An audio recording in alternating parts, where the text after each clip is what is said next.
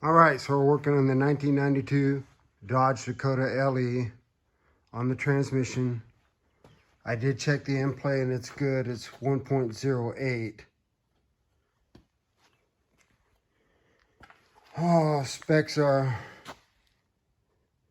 0.5 to 2.3 in millimeters.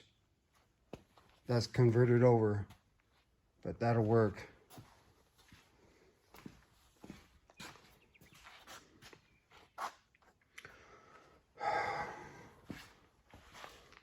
Pretty good sized transmission.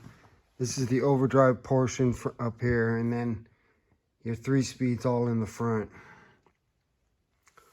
A500 40 RH. But I've been watching other videos and I see the 42 RH is extremely similar to this. So now I'm getting ready to do my valve body.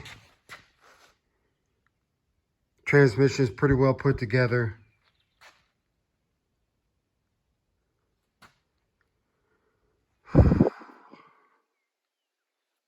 Yeah.